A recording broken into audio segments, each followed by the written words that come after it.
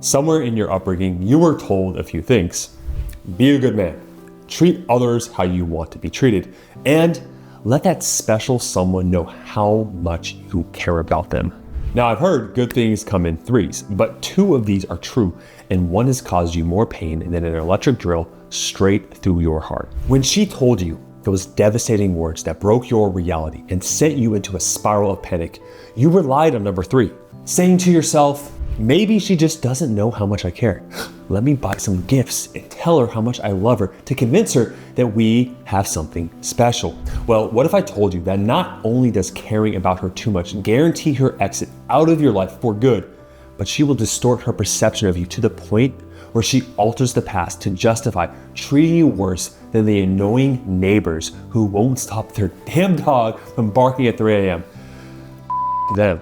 Now, I'm gonna let you in on a harsh truth that will be a hard pill to swallow, but by the end of the video, it'll make you see that the path forward into her arms again, I promise. Attraction doesn't make sense. I had the fortunate opportunity to be tall, attractive, and extremely insecure.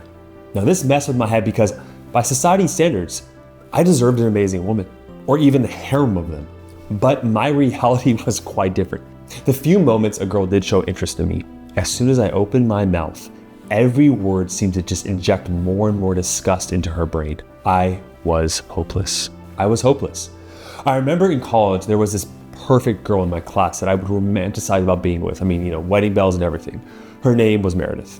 We ended up at the same party one night in college, and I mustered up the courage to actually speak to her. My heart racing, I somehow stumbled through a few minutes of conversation, and she began to laugh.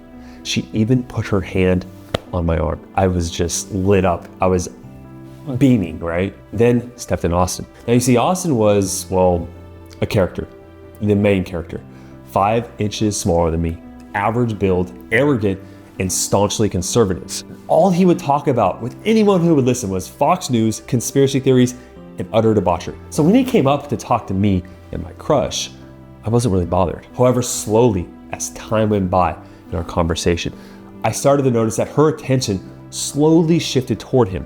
She laughed at his jokes, moved in closer, and yes, even caressed his arm. I felt her slipping away from me. And the more I tried to bring up topics that I thought Meredith would hate in Austin, he would pass her tests with flying colors and build more attraction.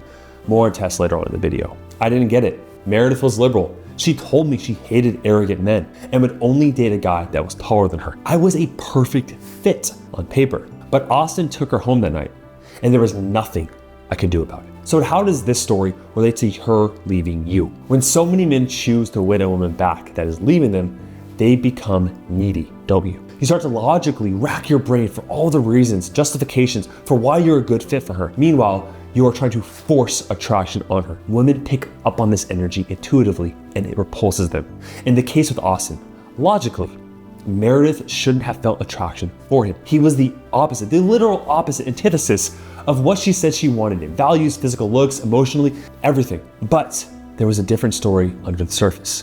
You see, attraction is not a logical process. It is purely an emotional one. So what does cause attraction? Back in 2014, I wrote a book called Social Savant. It was an extension of my grad school thesis where I answered this exact question from an empirical point of view. I poured over hundreds of studies on the topic of short-term and long-term mating selection choice for a woman. Now I'm gonna summarize that whole entire process into a couple of key points. Number 1, attraction is an emotion triggered by perceived value in another. Number 2, value is perceived by behaviors that would add to our survival, i.e. for a woman, it's being nurturing and loving. For a man, it is dominance. And number 3, the top behavior a man can show a woman to elicit attraction is what I call the positive indifference threshold. Now, let me summarize PIT for you. After getting on calls with hundreds of men who won their wife back, I would be an idiot if I wasn't able to identify what this PIT looked like. Now, I'm currently working with a client who is trying to win his wife back. He is coming close to this threshold, but he's lacking something. You see, the other day, we talked about this exact topic. Women can sense your neediness on an intuitive and energetic level.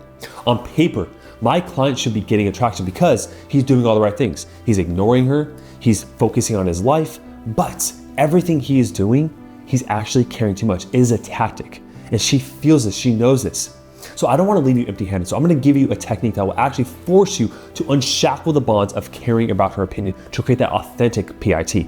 Now there's this German word called Gemeinschlagenführung.